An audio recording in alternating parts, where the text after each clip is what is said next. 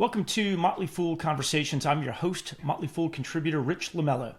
Today's guest is someone who has spent his career helping people rethink the way they build wealth. Mark Matson is an entrepreneur, an investor, and founder of Matson Money, and the author of several books, including Main Street Money, The Dirty, Filthy Lies My Broker Taught Me, and most recently, Experiencing the American Dream. His work draws heavily on academic research and behavioral finance, and he's known for challenging the traditional Wall Street mindset while empowering everyday investors to make smarter, more intentional decisions. Mark, welcome to the Motley Fool. It's great to be with you, Rich. Great. Well, thank you so much for taking the time to come on. And as the intro would indicate, there's a lot to get to. But I guess for the listener who doesn't know your full story, how did you first become, for lack of a better word, kind of passionate about rethinking how Americans invest? Yeah. Like so many people that had to rethink things, what I was doing wasn't working. I went to work for a large broker-dealer, Chubb Securities at the time. They're very, very large into financial planning, insurance, and investments. And I would put my clients in actively managed mutual funds, that had 20 or even 30-year track records. And I would notice at the age of 27 that these managers who had these great long track records weren't repeating. And my clients were losing money anywhere from 3 to 5% a year, sometimes even worse, trying to chase the track record of these managers. And I attended a workshop in San Francisco, a debate between Rex Sinquefield and a guy named Donald Yachman, who was one of the top money managers at the time. And the debate was, look, our market's so inefficient that beautiful, brave, smart people can consistently beat it? Or is the market relatively efficient such that only random and unpredictable people beat the market and then they don't repeat their performance going forward? And that explained to a large degree why this whole thing of stock picking, market timing, and track record investing wasn't working for my clients. Okay. And was there, obviously that sounds like that was, kind of like, the pivotal moment early in your career. How would you summarize your core investing philosophy in, a couple of sentences? Yeah. Number one is that understanding that markets are efficient. All the knowable and predictable information is factored into the price today. Therefore, only random or unpredictable events change prices going forward. The second is that the returns come from the cost of capital, meaning that every stock has a cost of capital, a risk number of raising money, and that is the equivalent to the return to the investor. And then you got broadly diversified globally to reduce the risk long term. Okay. And I know you said that investors don't need to try to outsmart the market, but instead try to stop outsmarting themselves. What do you mean by that? And what are, kind of what's an example of a way an investor, kind of tries to outsmart himself in a way he can, kind of arrest that? Well, in the book, I talk about the fact that the human brain is not situated very well for investing. You don't go back 5,000 years ago and find a pie chart and a standard deviation on the wall of a cave somewhere. This is relatively new for human beings in the last couple hundred years. And there's all kinds of problems with the human brain. One is familiarity bias. We like to invest and buy stocks that we're familiar with. Hindsight bias. We say, oh, wow, look how great NVIDIA did over the last 10 years. Well, yeah, but that's hindsight. You don't get to go back in a time machine and buy it when it was right before it did its performance. FOMO, fear of missing out. We want to chase what's hot. We want to chase what other people are buying. Herding bias. If your neighbors are doing it, if they're talking about it on TV, herding is great for zebra, terrible for investors. And then, of course, you have instincts and emotions. Emotionally, we're very excited when things go up. We tend to dump more money in those things. And then we have fear and anger, sadness, grief when we lose money, and it causes us to be extremely imprudent with our assets. And your own human behavior. Even if I gave you the perfect model and said, just do this for 30 years and rebalance, I've never seen anyone be able to do it, pull it off over the last 30 years. So your own brain is, I think, your own worst enemy. Okay. And what are some of the, kind of borrowing on that last point, what are some of the most common misconceptions people might have about how wealth is actually built? Well, I think the number one is that, and this isn't an investment thing, it's more of a human being thing. there's two ways to think about the world relative to money. One is the American dream, where I write in the book, and that is that if you create value for other people, that you're not entitled to anything, that it's self-responsibility, and that there are a huge amount of opportunities in the world to create wealth and prosperity, and we live in the greatest country in the world. That's a mind view, that's a screen that people see the world through. On the other hand, and that's the screen that my father taught me. On the other hand, my grandfather in the hills of West Virginia had a completely different screen. The screen was, I'm a victim, I'm never going to be wealthy. People that have money are evil. I'm entitled to money that I didn't create. That the only way to ever get rich is to take advantage of someone else. And so he lived in a world of entitlement, fear, anger, and jealousy of others. And those are two different screens. And based on how you see the world, being an entrepreneur is a result of the first screen, and then living a life of poverty, abject poverty, is the result of the first. So how do you craft your screen of how you see the world is going to determine your behaviors. Your behaviors are going to determine whether or not you create wealth or not. Okay. And your first book, which we'll get to in a second, came out about 20 years ago. What do you think has changed the most in the investing world over the last 2 decades? And what, at least, from your perspective, hasn't changed at all, is, very consistent with when you first started writing books? Well, what a great question. So I think the world would be a much better place if people could admit when they're wrong, especially politicians. That'd be helpful. But when I was in 1991, when I started the company, I was 27 years old, and I thought, maybe a bit naively, is that this academic methodology of investing, efficient market theory, factor model, and modern portfolio theory, that it was so obvious and so clear that this is the way the world had to function and work, that people would stop gambling with their money, they'd stop speculating, they'd prudently invest, they would be disciplined, and nothing has been further from the truth. Not only do I not see investors doing it, I don't see advisors doing it either. It's easy to say diversify and rebalance. However, when markets run way up, advisors tend to double down on the asset categories that are high. For example, right now, most portfolios are overweighted to large U.S. tech companies. Right. They're not rebalancing. They're chasing more of what's high. So this idea of stock picking, market timing, track record investing being destructive and getting away from it, it's been the exact opposite. There's more stock picking, more market timing, because now we're bombarded 24/7 with the internet, with 24/7 news programs we didn't used to have back then, not in 1991. And now you have more exotic, destructive investments than you did in 1991. Now we have 1,500 ETFs, 99% of them no one should actually own because they're just gambling. We have Bitcoin, which is toxic because there's no assets actually backing it up. We have commodities you can trade. You can literally take out your cell phone right next to your DraftKings, and you can get on Robinhood, and you can trade stocks all day long.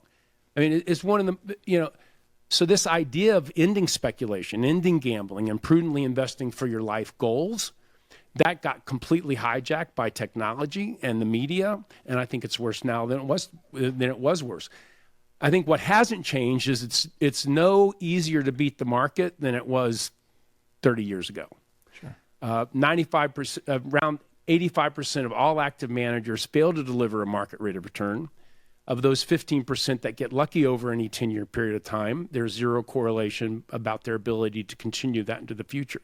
So markets have stayed extremely efficient. It's extremely hard to beat them. And it's very, very dangerous for most investors to try, and that hasn't changed. Okay. Interesting. And as I mentioned, the first book you wrote was The Dirty Filthy Lies My Broker Taught Me. Obviously a provocative title. I'm curious, was there like a core lie that you wanted to expose, or was it just kind of a broader beginning of a conversation? Yeah. Well, or both. Well, a little bit of both, but the key lie is that markets don't work. Okay. The idea, when a stock is priced, and I teach this in my class, when a stock is priced, it's based on supply and demand. And supply and demand of that stock is based on two primary things: knowable data, statistics, facts, and data, and then unknowable information like emotions, instincts, biases, and people's individual plans that own that stock. Someone might have to sell it. They want to buy a house in Boca. Sure. So you have all these things factored into the price. You have supply and demand of billions of people, not only buying the stock, but also buying the products and services of the company. And all the knowable and predictable information is already in the price. Therefore, the only thing that's going to change the price will be new information. Okay. So communists would say that free markets misprice things and that the communist dictator should take control of all the means of production and then fix the price and fix the production. That's the primary assumption of communism. It's also the primary assertion on the idea that markets are inefficient and someone is smart enough to pick all the best stocks in advance and then pass on the information to you. Think of how absurd that is. If it was possible that someone could pick out all the best stocks in the world, would they go on CNBC and tell you what stocks were going to be the best ones? Would they go on a podcast and tell you what stocks for free are going to be the best stocks that you should put your money in? No, they'd keep all that information for themselves. They'd be richer than Bezos and Zuckerberg and Elon. They'd be richer than all of them combined. So it's really the idea is that free markets work. They're not perfect, but they work much better than some centralized planning committee. And the price for the stock today is the best possible price. Someone will undoubtedly get lucky and beat the market, but you're not going to get to know who that is in advance. Right. Right. And in the book, you talk about how investors are trained to kind of delegate their thinking to their brokers. Now, obviously, that was, well, I guess in 2005, clearly like the CNBCs, and you had a lot more information than you might have had 15 years prior to that. But do you think that that's still the case, or do you think we've kind of evolved from there? I know specifically answer this question because every year we manage $12.2 billion for investors all over the United States. Sure. And every year we analyze portfolios. Every day we analyze portfolios. So I know exactly what they have in their portfolios. Most investors have what I call a Frankenstein portfolio. They have maybe 6 or 7 of the big, magnificent 8 in there. They've got some growth mutual funds. They might have some commodities. They might have some REITs. They might have some Bitcoin. And so one year this asset looks good. Oh, that stock's high. I'll buy that one. Oh, Bitcoin's high. Let's buy Bitcoin. Oh, gold. Peter Schiff told me gold's never going to go down. I'm going to buy that. So they end up putting all this garbage into their portfolio. No one seriously analyzes the risk return, the standard deviation, the volatility of the portfolio. Excuse me. So they're doing all of it. They're stock picking themselves. They're hiring advisors. They're getting on Morningstar and they're buying, 5-star mutual funds.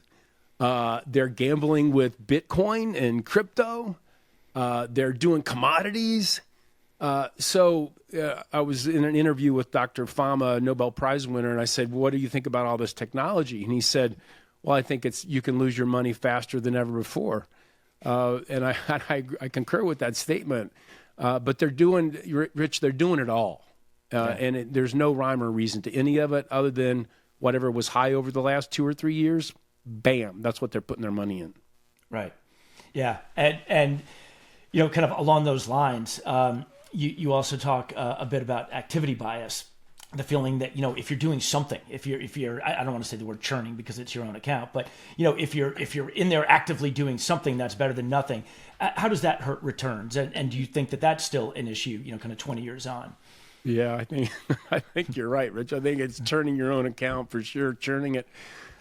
You go to Vegas. Right. And you walk, first of all, you can't just go straight to your hotel room. They make you wind your way through the casino, right? Hopefully they'll grab you and you'll start gambling on your way to your room. But if you watch people playing, they used to pull the arm on the games, but now you push the button.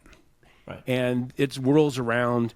People who love playing slot machines they feel like they have more control the more they push the button. The reality is, because it's gambling and speculation, they actually have more risk and they're more out of control. You know, it's like drinking. The more you do it, the more out of control you become. And people feel like because they're at least doing something that they're having some control over their portfolio, but it's not true. They're chasing what's hot, so it's more dangerous. They're incurring commissions. They're incurring bid-ask spread cost. If they did make a gain on the stock, now they're paying capital gains tax. So this whole churning, you can lose a lot of money for churning. And normally what they're doing is they're just chasing what's been hot over the last 3 to 5 years, having no analysis. I always ask investors, is risk important? And they say, yeah. And I said, okay, well, how do you measure risk? And they go, I don't know how to measure it. I said, well, do you think you can control something you can't even measure? And they're like, no, I don't think I can. And that's a very good way to look at it. But you measure it with standard deviation and volatility, and you never want to invest in something that you don't actually fully understand the risk of. Right. Okay. And your next book was called Main Street Money. And I guess the first question would be, like, what was the inspiration behind writing that? Was it kind of frustration or exasperation with Wall Street, or just did you see, some kind of opportunity, or was there something else? Well, I call it the Wall Street bullies. Yeah. And the reason that they're bullies is because they take advantage of investors, and they know they're doing it. It's malicious. Take Fidelity, for example, 1,500 mutual funds. Well, if you actually knew which manager was going to be the best manager that could pick out the best stocks, you need one mutual fund. Right. If that manager actually knew what the best stock was at any one time, you wouldn't have 100 stocks in the mutual fund. You'd have one stock. So this idea, Fidelity can't find the next Peter Lynch. Peter Lynch can't find the next Peter Lynch. It's because it's random and unpredictable. It's like winning the lottery. If you win the lottery, it doesn't say anything about your ability to repeat that into the future. They know they can't pick stocks. They know they can't time markets. And they know that most of their mutual funds will fail to do so, but just enough of them will get lucky and get a 5-star rating with Morningstar, and that's going to be enough to drive new assets dumping into their portfolio. So, I call them 3 types of things. One is the con man. That's Madoff, and they're still out there, and they're never going to go away. Then number 2 is the prognosticator, the person that tells you they know when the next crash. Think Harry Dent. They know when the next crash is coming, when the next run-up's coming, based on their tea leaves. And then finally, you've got the gurus. The gurus are the people, the women, the Kathy Woods of the world, who say they know what the best stocks are. And if you'll just trust them, they'll put you in all the best stocks, and you'll continue to beat the market and destroy, your friends and relatives that you can brag on Thanksgiving. But those are all bully activities. The people doing them, for the most part, either they're ignorant or they're malicious. And as an investor, it doesn't really matter to you. Either way, you lose. Yeah, either one is bad. And your work over the years has both been influenced by, and you've had a lot of exposure to, and you oftentimes reference Nobel Prize winning economists and research. Which kind of economic or behavioral science thinkers have kind of over time influenced you the most? Yeah. So Dr. FOMO at the University of Chicago, Nobel Prize winner. Sure. We started working with him through Dimensional Fund Advisors many years ago, before he won the Nobel Prize. He coined the term efficient markets. Many people refer to him as the father of modern finance, which I agree. Just brilliant mind. And his work has been subject to thousands of reviews by other academics. And he really popularized 2 main things: efficient market theory, and then also the factor model to investing, understanding where the cost of capital is. You can beat the market, but not through stock picking. For example, small value stocks, because they're small, they have a higher cost of capital. Because they're value stocks, they have high book to market value. Historically, have averaged 14%, going back to the 1920s. Large U.S. stocks have averaged 10%. So it's a huge premium, but you have to be smart enough to buy them, own all of them, and then rebalance and stay disciplined. Most people have no idea where the premiums are. And then the last one that I read in college, which it seemed to me he had to be right, would later win the Nobel Prizes. Dr. Hay Markowitz was on our academic board for years, and he popularized how to get the highest means variance return, the highest expected return for any amount of volatility that you're willing to accept. When he came up with the theory initially, it was hard to test it because they didn't have the computer power. Later, they would have the computer power, and they said, yes, you got it, you nailed it. And so what you're looking for as an investor is how to get the highest possible return for any given amount of volatility that you're willing to take, and then maximize that. So I really respected Dr. Markowitz. We lost a great person there. I'm 62, and Rich, one of the things I've noticed is a lot of my heroes have started to die, and it's sad. But they left a great heritage for the world. Yeah. And one thing in kind of preparing to speak with you, you've created films, you've had workshops and seminars on financial literacy. What, in addition to obviously the books and all your other work, what is there a particular medium for the listener who might want to obviously read the books, but also is there a particular medium that you think has had kind of the biggest impact for you? Well, I think a lot of this has to be internalized. It's one thing to hear it or read it or see it in a video, but I have a 2-day workshop called the American Dream Experience where we actually train investors to understand how markets work, to understand what their purpose for their money really is, how to eliminate investing, and how to use academics to actually apply that to your portfolio.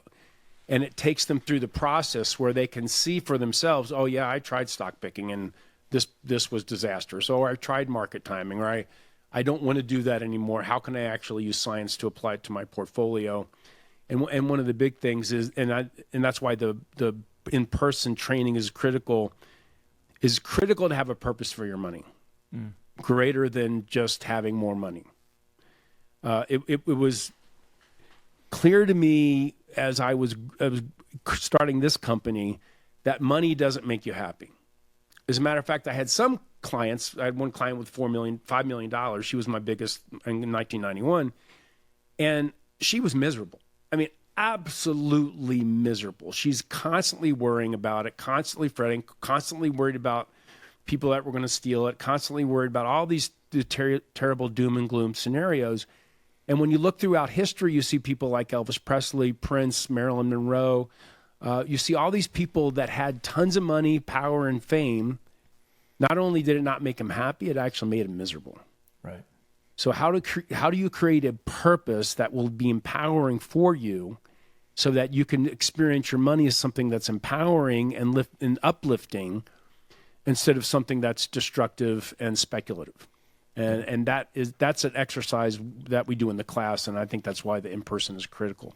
Yeah, and a perfect segue to kind of the next topic I wanted to cover, which is the book you published last year called Experiencing the American Dream: How to Invest Time, Energy, and Money. And in it, you talk about how wealth goes beyond money. And I guess my first question is, how do you define wealth, based on what you just said? But also, you talk about investing not just money, but also time and energy, and and why that's so important to like overall fulfillment. Yeah. My dad told me when I was little, it would snow in Cincinnati where we grew up, and we'd get off school, and all the kids would grab their sled and go out to the the mountains and the little hills, and he would, before he would go to work, he'd hand me the snow shovel, and I said, "What's this for?" He said, "Well, you're going to go to the next door neighbors, and you're going to do their walks, and you're going to do their driveway," and I would spend all day out in the cold shoveling snow. Sometimes they'd pay me. Sometimes they wouldn't. Sometimes they'd just give me a cookie and hot chocolate. He said, what I want to teach you, son, is that work is its own reward. And being of service to other people creates happiness and fulfillment in your life. And whatever you do in life, you should be focused on other people, because focusing on yourself, trying to make yourself happy, actually makes you more miserable. And the more you focus on other people and making a difference for them, the happier you're going to be. And in the long run, the more wealth you're going to create. And that was something that really stuck with me, is that if I focus on helping other people create their American dream, then I'll be able to create my American dream, but not from the other way around. And I think that's counterintuitive to most people. And instead, they're kind of thinking, well, okay, how can I get on this? How can I be an influencer? How can I, make money quick? How can I get rich fast, quick? It's much easier to help people over time and be of service and create something valuable for them than it is to try to get rich quick. Yeah. It's almost like it's as much about experiencing the American dream as it is to achieving the American dream. Yeah, and it's that sense of love and connection and fulfillment to other people. When I grew up, we didn't have a lot of money. We lived in about a 1,200 square foot house. I doubt today if it's even worth $200,000. But man, we felt like we were happy. We had optimism. We were patriotic. We believed in America. We believed in having opportunity. Life was an adventure. When we go on vacation, my dad would get a tent from the Salvation Army, and we go down to Florida and living in a tent by the beach. But man, we sure had a great life. Yeah, yeah. For whether it's clients of yours or just for the listening public, what are some practical steps for somebody who wants to make that shift? To kind of align money and wealth creation with meaning. Yeah. The first thing to do is to come to the realization that your beliefs create your actions. Your actions create your results in life.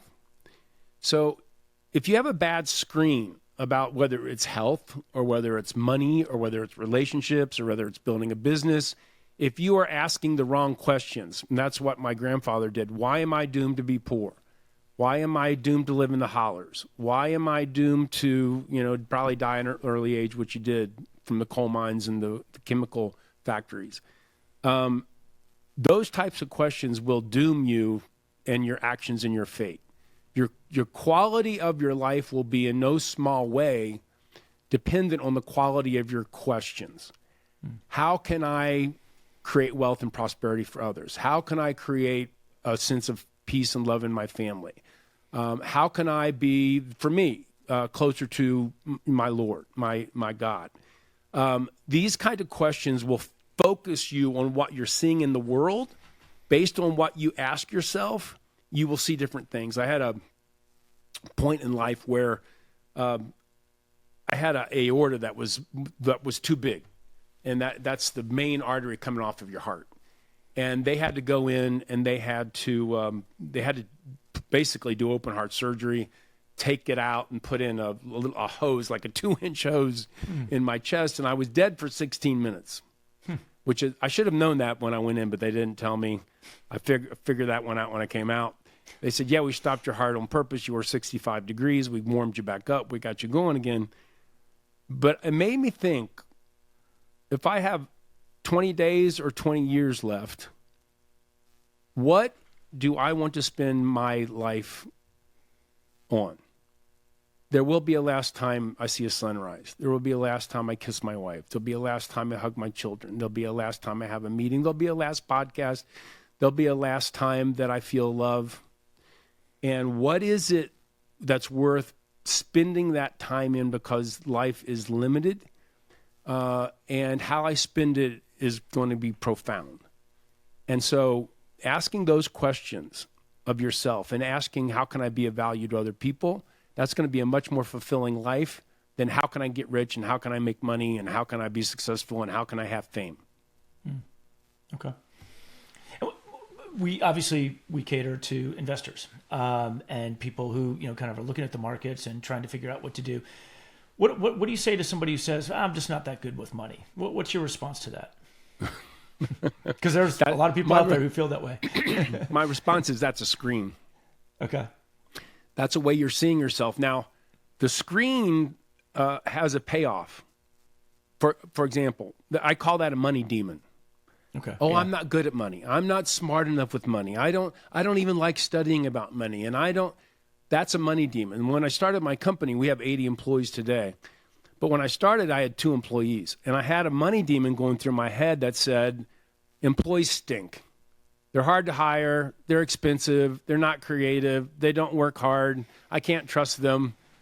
Now, obviously, with that as running through my head, I'm never going to build a company, right? Right. There's no way. Yeah. So I had to see what I was getting out of that. What was I getting out of having that thought? Well, I didn't have to hire people. I didn't have to take risk. I got to be righteous. I got to be condescending. I got to be arrogant. I got to, make other people wrong.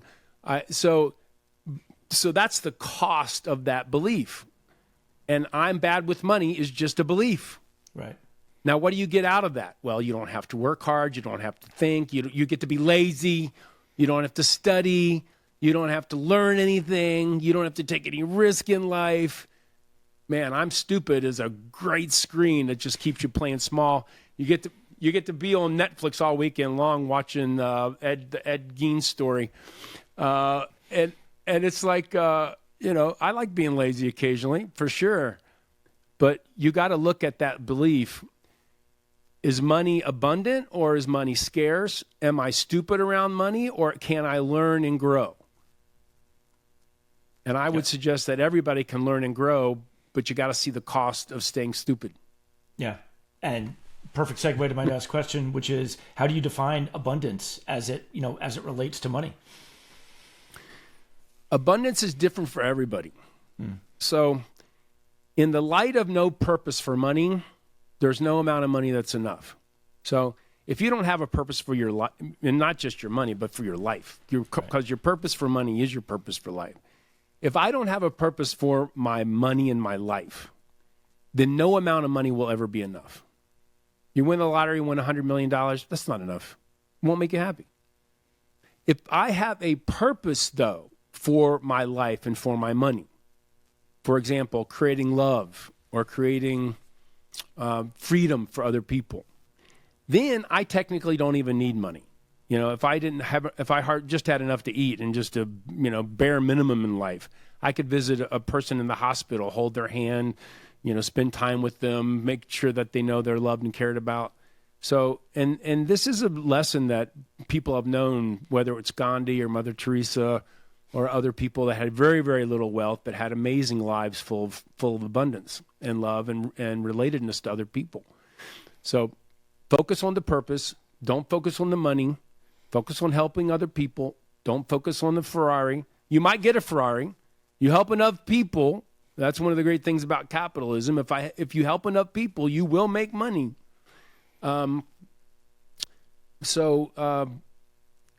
Focus on asking great questions. Focus on a massive amount of action. Focus on what your screens are and recognize when you have a disempowering screen and how can I change that screen so that it gives me power to take action. Yeah. Okay. And no matter how good or bad things get in the market, anybody who's been investing for more than, kind of 10 or 15 years, we've seen cycles. We've seen huge upsides. We've seen, massive downturns. It happens. That's investing. How does the brain react during market volatility? I mean, I don't know if it's chemical or otherwise, but what's your observation with kind of the decisions people make when, clearly when things are taking off, but also when things are crashing around them? Wow. That's a great question. So most people overestimate their ability to take pain. So when I show a number, say, okay, we'll build this portfolio. Here's the expected 80-year return. But look, you're going to have to go through periods of time where you're going to lose 40%. And in 2008, 2009, the S&P lost 50%.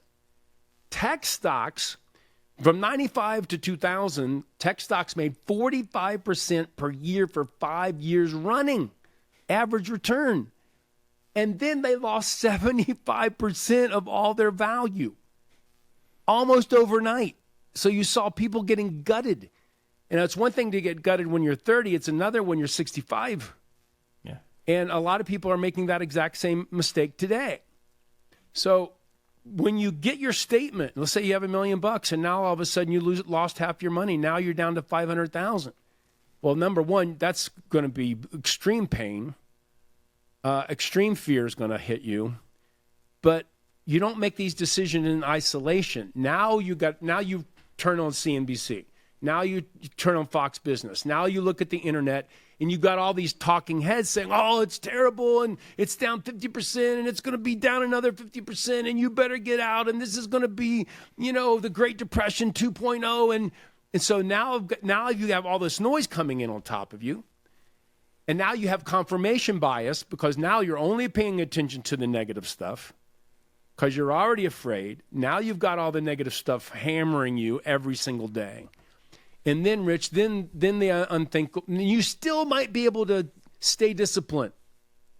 Now, what you should do if you had a mix of assets, let's say 50% stocks in the S&P, just to keep it simple, yep, and 50% in high-quality fixed income, you should rebalance, sell that fixed income, buy it, put your portfolio back to 50-50, and then when the market comes raging back, then you rebalance the other way. But that's not what people do. Right. That's not what advisors do, because then at the same time all that stuff happens, maybe someone in your family gets cancer, or maybe you lose your job, or maybe somebody has to go into rehab. So then you have your own personal life experience in addition to what the market's doing, and exists in addition to what's going on in the media. And all of a sudden, now you go from a cold emotional state to a very hot emotional state, and that's when terrible, terrible problems happen. Right. I saw grown men and women in 2008 and 2009 literally crying over how they lost money these are advisors, how they lost money for their clients, and panicked over what to do next. And these are supposed to be professionals in our industry. I've seen horror stories of so many people under those circumstances. And Rich, you're absolutely right. People better pay attention because it's been a while. It's been a while. I don't know when it's going to happen. Nobody does. But you should be ready in your equities to withhold a 30 to 50% loss, because when markets crash, that's the ballpark in which they crash. Yeah. And you better be ready. And I don't think most investors are ready. I don't think they build portfolios with that in mind. Yeah, and kind of on the back of that, how do you think of risk capacity versus risk tolerance? I think they're very similar, but I think that most people when they build their portfolio, if they have an advisor, the advisor, the questions, they have a risk questionnaire. Yeah. Well, how did you feel if you lost 20% of your money? Well, they don't know. Right. Until it happens. They don't know until it happens. How would you feel if you got divorced? Well, if you've never been divorced, you're not going to know how you feel. Right. How are you going to feel the day you just get a diagnosis of cancer? I mean, there's some things you have to actually go through to actually understand how it would actually make you feel and how you would react. Right. Your body physically changes. Your heart rate goes up. You sweat. You might have nausea. You might cry. All kinds of emotions come up when all that stuff happens. And it's in most questionnaires, the risk tolerance questionnaires are woefully incomplete because they don't deal with the real fear. They don't deal with the real suffering that happens when this stuff happens. And that's why you need a real person to coach you through it, to prepare you. But also, if you don't have someone who's been through this for 35 years, and has gone through all of these terrible times and coached somebody, because in the end, you're going to be looking at somebody's eyes and you're going to notice whether they're upset or not, or whether they're steady. And that's going to make a big difference for you. So get a good coach. Yeah. And for a listener who is starting from zero or is very early in their, kind of investing days, what's the first step you would argue for, kind of building wealth? Dollar cost average. If you're just starting out, you're just starting out, you're in your 20s or 30s, pay yourself first. This is one from my dad way back in the day. But even if it's $200 a month, $100 a month, just start. Don't wait until you've paid off your school debt. Don't wait until you've paid off your credit card. Don't listen to Dave Ramsey. Look, start paying yourself and start doing it now. Most of you are going to have some level of debt from now till the day you die. So get used to it. But start putting away your money right now, because with compound interest over time, it's going to make a big difference. And don't get Robinhood on your phone. Don't get DraftKings on your phone. Don't go down this new Gen Z methodology of gambling and speculating with your money. It's not worth it. And ignore what your friends are doing, because they don't have any idea what they're doing. Yeah, it's not a game. For a listener who is maybe not a beginner, but is also not, kind of 60 years old, let's say they're kind of in their 30s or their 40s, how do they know if they're on track financially without, kind of obsessing over the numbers, whether it's how close am I to being able to retire, or, what are the metrics? And obviously everybody's different, but just kind of broadly speaking. That's a great question. The reality is that's almost an impossible question to answer. Sure. It's almost impossible because number one is you don't know what life circumstances you're going to have in 20 years. Right. You have no idea what your expenses are going to be. You have no idea what health insurance is going to do. You have no idea what Social Security is going to do. You have very little idea what real inflation is going to do. So it's a very murky water to swim in. Sure. And to assume that, wow, if I calculated I need 8.5% rate of return to reach my goal at age 65, that's financial planners like to play that game, but that's not a very good game to play. Another thing they will say is, count on using 4%, the 4% rule. If I have $1 million, that's going to give me $40,000 a year of income. The reality, here's what I would say to most people: don't ever retire. I think the idea of retirement is an outdated thing, that when you had a defined benefit pension plan, when you worked for GM or you worked for Ford and you were on the line for 30 years and then you retire, I think that was a bygone age. The happiest people, I think also retirement is a recipe for death. You would look at people's health, their vitality, their life tends to dramatically go down when they retire. Yeah. I would try to pick a job, a career, consulting. I'd pick something that can keep you passionate until the day that you die. If you end up being a multimillionaire and you have $30 million, great, retire if you want. But if not, find something you love and don't ever stop doing it. Yeah. Is there a I got to think of the best way to word this. Is there a financial behavior, that is almost, in your years of experience, almost guarantees like wealth erosion? Beyond just obviously spending way above your means. But is there like that's the question. Is there a way, that something you've seen over the years where you just see this is going to end up in erosion of wealth? All forms of speculation and gambling. All right. Every form of, I'll give you an example. I had a guy in the class and he had $30 million in one stock. Oh. The stock was Boeing. And he worked there for 30 years. And he said, there is no way Boeing can ever go down. They make the best airplanes. They're solid. I know the CEO. I know the manufacturing. I know the R&D. There is no way it can ever go bad. And right after he said that, they made two airplanes. Well, they made an operating system, autopilot, that wrecked the plane. Two of them. Boeing. And then obviously the stock got destroyed. All the orders got destroyed. Then they had a door blow off of that airplane. Yeah. Then they had all the whistleblowers. Then they had, it was just a nightmare, and the stock's still not recovered. Right. Procter & Gamble, when I used to live in Cincinnati, people would put, their whole retirement money, all of that in one stock. And in 2008, 2009, my ex-father-in-law had money in that $5 million, didn't diversify, lost half of the money after that. He worked over 30 years in that company to try to create his wealth. It's so easy to get trapped into things that are speculative, that look like they're going to make you rich. One of the biggest lies out there.